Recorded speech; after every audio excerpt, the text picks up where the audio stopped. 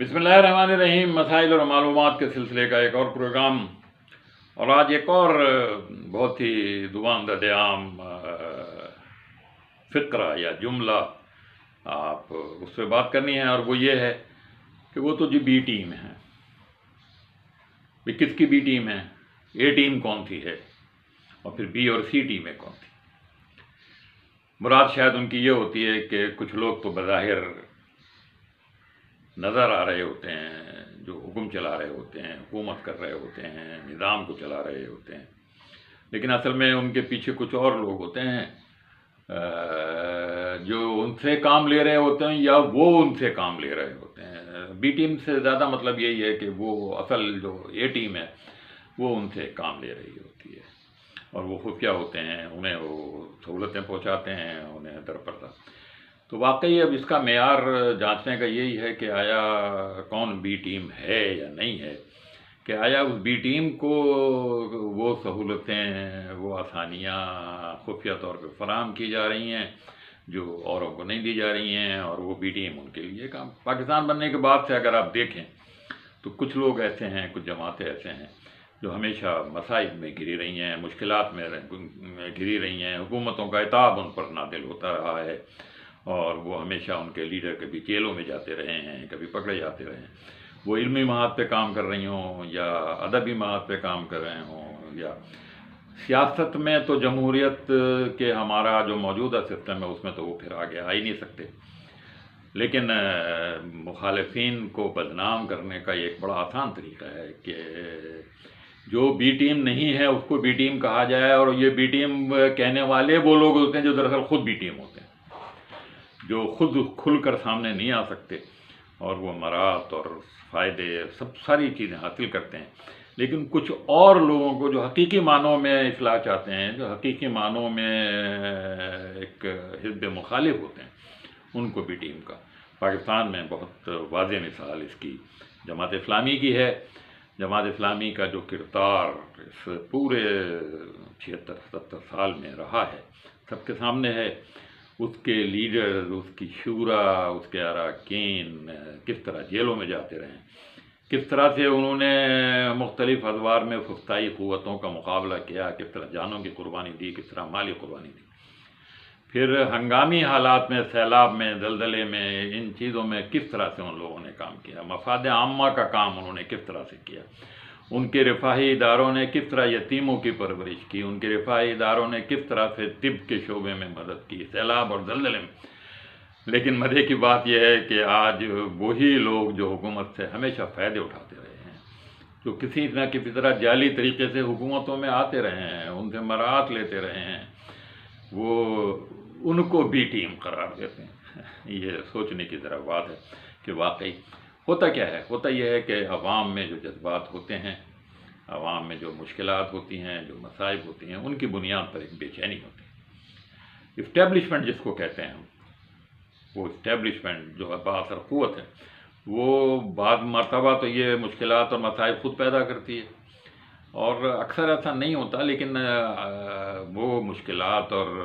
बेचैनी से फ़ायदा उठाते। वो देखते हैं कि एक फ़लाने तबके में, ख़ास तबके में इस मौजू पर बेचैनी है। वो कोशिश करते हैं कि इस तरह की तहरीकें उठें, और जो इन लिसानी बुनियादों पर और नस्ली बुनियादों पर और दीगर बुनियादों पर शोर शराबा करें। जब वो ताकत थोड़ी पकड़ लेती हैं, जब वो ज़रा बड़ी हो जाती हैं, तो फिर उस पनीरी को, उस बीज से निकले हुए पनीरी को जो मुख्तलिफ़ वजूहात से कुदरती तौर पे भी और गैर कुदरती तौर पे भी जब सामने आ जाती हैं, तो फिर वो उन पर अपना तख्त शफ़क़त रखते हैं और उनको ताकत। ये हमारे यहाँ ख़ास तौर पे कराची और हैदराबाद में ये हो चुका है कि किस तरीके से इस्टेब्लिशमेंट ने ऐसे पढ़े लिखे लोगों को जो अपने मसाइब की बुनियाद पर, अपने मसाइल की बुनियाद पर उठे थे, हाथ रखा, उनको ऐसी ताकत फराहम की जो बदमाशी और जुल्म पर मबनी थी, और उन्होंने जो हशर किया। और लाज़मी बात है, जब जो दफ्ते शफ़क़त रखेगा, फिर वो दफ्ते शफ़क़त उठाने के बाद फिर उनको अगर धुतकारना चाहेगा, उनको अगर पीछे डालना चाहेगा, तो दरअसल बी टीम ये लोग होते हैं لیکن مزے کی بات ہے کہ یہی بی ٹیمیں ان لوگوں کو بی ٹیم قرار دیتی ہیں جو حقیقی معنوں میں ہیں مخلص لوگ ہیں، جو حقیقی معنوں میں سیدھی بات ہے، جب آپ ان کا کہنا نہیں مانیں گے، جن لوگوں نے آپ کو پروان چڑھایا ہے، جنہوں نے آپ کو طاقت بخشی ہے، تو پھر آپ کا حشر سب کے سامنے ہے۔ جو آپ کو اٹھانا چاہتے ہیں وہ پھر آپ کو بٹھا بھی سکتے ہیں، وہ آپ کو پھر گرا بھی سکتے ہیں۔ تو بہرحال یہ ایک جو عام سی لوگوں میں بات ہے، لوگوں کو یہ دیکھنا چاہیے کہ واقعی اصل حزب مخالف کون ہے، عوام کی خدمت کرنے والے لوگ کون ہیں۔ صرف یہ کہہ دینا کہ وہ تو بی ٹیم ہے، بھائی بعض مرتبہ بعض مسائل، بعض چیزیں ایسی ہوتی ہیں جن پہ کامن آپ کا ایک، مثلاً پاکستان ہندوستان کے ساتھ جو تعلقات رہے ہیں، کشمیر کا جو مسئلہ رہا ہے، اس پہ آپ کیا اور اسٹیبلشمنٹ کا اور حکومت کا سب کا ایک متفق علیہ موقف ہے۔ اس موقف کی حمایت میں اگر کچھ لوگ کام کر رہے ہیں تو آپ انہیں کہیں کہ وہ بی ٹیم ہے۔ افغانستان کے مسئلے پر اگر کسی ایشو پر کسی پارٹی نے، کسی ٹیم نے، کسی گروہ نے حکومت کی، فوج کی مدد کی، تو یہ ان کا اپنا کامن مقصد تھا۔ امریکہ نے بھی آپ کا ساتھ دیا، تو اب یہ کہنا کہ امریکہ ہی نے وہ جنگ لڑی تھی، یہ تو غلط سی بات ہے۔ اسی طرح سے پاکستان کے اندر بھی جو مختلف مسائل ہیں، ان پر اگر کہیں کامن کوئی پوائنٹ آ جاتا ہے تو سیدھی سی بات ہے، صرف اس پوائنٹ پر کامنلٹی کی وجہ سے آپ بی ٹیم قرار نہیں دے سکتے۔ بی ٹیم دراصل وہی ہے جو کچھ نہیں کرتے لیکن دوسرے لوگوں کو بدنام کر کے فائدے اٹھاتے ہیں۔ ایسے لوگ ہمارے سامنے موجود ہیں، ایسے لوگ چھپے ہوئے نہیں ہیں، اور یہی لوگ دراصل یہ ہیں کہ انہوں نے یہ بی ٹیم والا شوشہ جو ہے وہ کھڑا کر رکھا ہے، اور دراصل یہی وہ لوگ ہیں، یہ مفاد پرست لوگ ہیں۔ یہ کسی کے ٹکٹ پہ منتخب ہو کے آتے ہیں، کسی اور کا ساتھ دیتے ہیں، اندر اندر پیسے لیتے ہیں، اندر اندر مراعات لیتے ہیں، اور بدنام ان لوگوں کو کرتے ہیں جو حقیقی